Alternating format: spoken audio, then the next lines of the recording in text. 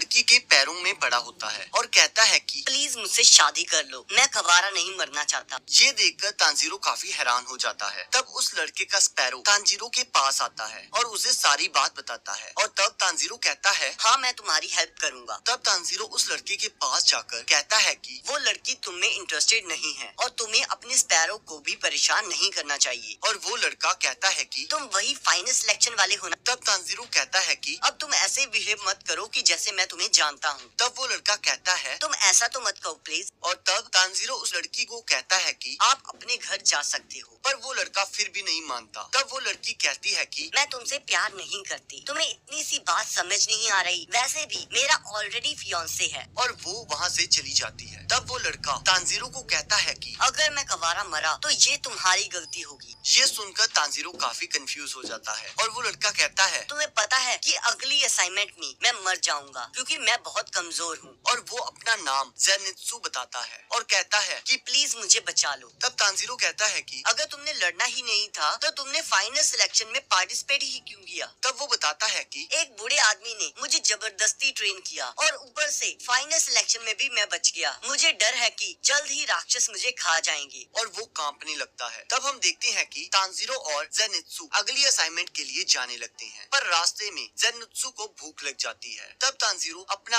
आखिरी बचा खाना भी उसे दे देता है। तब वो लड़का तांजीरो को भी खाने का ऑफर देता है और वो दोनों शेयर करके खाने लगते हैं। तब तांजीरो कहता है कि तुम हमेशा लड़कियों के पीछे जाते हो और बहुत खराटे लेते हो और काम भी नहीं करते। तुम्हें अपनी स्पैरो को इतना परेशान नहीं करना चाहिए। तो वो लड़का पूछता है कि ये सब तुम्हें किसने बताया। तो तांजीरो कहता है कि इस स्पैरो ने। ये सुनकर वो लड़का बहुत हैरान हो जाता है और कहता है कि क्या तुम स्पैरोस की भाषा भी जानते हो। तब तांजीरो का क्रो उनको चलते रहने को कहता है। अब हम देखते हैं कि तांजीरो को एक राक्षस की स्मेल आती है और वो उसका पीछा करने लगता है और चलते चलते एक घर के पास पहुंचता है और वो कहता है कि इसकी स्मेल बहुत तेज है। तब वो लड़का कहता है कौन सी स्मेल, मुझे तो बस एक आवाज आ रही है। तब वो देखते हैं कि एक लड़का और लड़की पेड़ के नीचे काफी डरे हुए खड़े होते हैं। तब तांजीरो उनको शांत करता है और उनसे सारी बात पूछता है। वो रात को कहीं जा रहे थे पर एक राक्षस उनके भाई को उठाकर ले जाता है और जब वो उसका पीछा करते हैं तो वो यहाँ पर आ जाते हैं। तब तांजीरो उनको कहता है कि तुम बहुत ब्रेव हो और तुम्हें फिक्र करने की जरूरत नहीं है, हम तुम्हारे भाई को बचा लेंगे। पर तभी हम देखते हैं कि ज़ेनित्सु को ड्रम की आवाज आने लगती है जो कि लगातार बढ़ती जा रही थी और तभी खून से लथपथ एक लड़का बाहर आकर गिरता है और उसकी तांजीरो के हाथ में ही मौत हो जाती है। और तांजीरो कहता है कि मुझे माफ करना, अगर मैं जल्दी आ जाता तो शायद मैं तुम्हें बचा लेता। तब तांजीरो उन बच्चों से पूछता है कि क्या ये तुम्हारा भाई है। तो वो कहते हैं नहीं, हमारे भाई ने ऑरेंज किमोनो पहना था। तब तांजीरो कहता है कि इसका मतलब है कि उस राक्षस ने और भी लोगों को पकड़ा हुआ है। और तब तांजीरो अपना बॉक्स उन बच्चों को देते हुए कहता है कि अगर तुम कभी किसी मुसीबत में होगे तो ये तुम्हें बचा लेगा। और वो दोनों उस घर के अंदर चले जाते हैं और तब हम देखते हैं कि वो बच्चे भी घर के अंदर आ जाते हैं और कहते हैं कि हमें उस बॉक्स में से अजीब आवाजें आ रही थी। तब तांजीरो कहता है कि तुम्हें उसे अकेला छोड़ के नहीं आना चाहिए था क्योंकि वो मुझे मेरी जान से भी प्यारा है। तब हम देखते हैं कि इन्हें एक ड्रम की आवाज आने लगती है जिससे वो काफी डर जाते हैं और ड्रम की आवाज से रूम चेंज होने लगते हैं जिससे हम देखते हैं कि वो अलग अलग हो जाते हैं और एक राक्षस तांजीरो के कमरे के बाहर आ जाता है और तांजीरो को महसूस होता है कि यहाँ और भी राक्षस हैं और ये उन सबका बॉस है। और यहाँ दूसरी ओर हम देखते हैं कि ज़ेनित्सु रो रहा होता है और कहता है कि मैं तांजीरो से अलग कैसे हो गया, अब मैं नहीं बचूंगा। पर छोटा बच्चा उसे हौसला देते हुए कहता है कि तुम्हारे पास तलवार है, अगर तुमने उसे यूज ही नहीं करना तो उसका क्या फायदा। तो ये सुनकर ज़ेनित्सु कहता है तुम्हारी बातें सीधा मेरे दिल पर लगी हैं, अब मैं तो गया। और वो उस घर से बाहर जाने का रास्ता ढूंढने लगते हैं पर वो जैसे ही बाहर का गेट खोलते हैं तो वो किसी और कमरे में पहुंच जाते हैं जिसे देखकर वो बहुत ज्यादा हैरान हो जाते हैं और पागलों की तरह बाहर जाने का रास्ता ढूंढने लगते हैं। पर तभी उन्हें एक कमरे में एक अजीब सा इंसान मिलता है जिसे देखकर ज़ेनित्सु डर जाता है और यहाँ हम देखते हैं कि तांजीरो बच्ची को कहता है कि तुम कहीं छुप जाओ और तब वो राक्षस कहता है कि तुम किसी के घर बिना पूछे कैसे आ सकते हो। और तब हम देखते हैं कि तांजीरो अपनी तलवार निकाल लेता है और कहता है कि मेरा नाम तांजीरो है और मैं तुम्हें खत्म करने आया हूँ। और तब हम देखते हैं कि जैसे ही वो राक्षस अपने ड्रम को हिट करता है वो कमरा उल्टा हो जाता है। तो तांजीरो कहता है अच्छा ये है ब्लड डीमन आर्ट। तो इसी के साथ एपिसोड खत्म हो जाता है।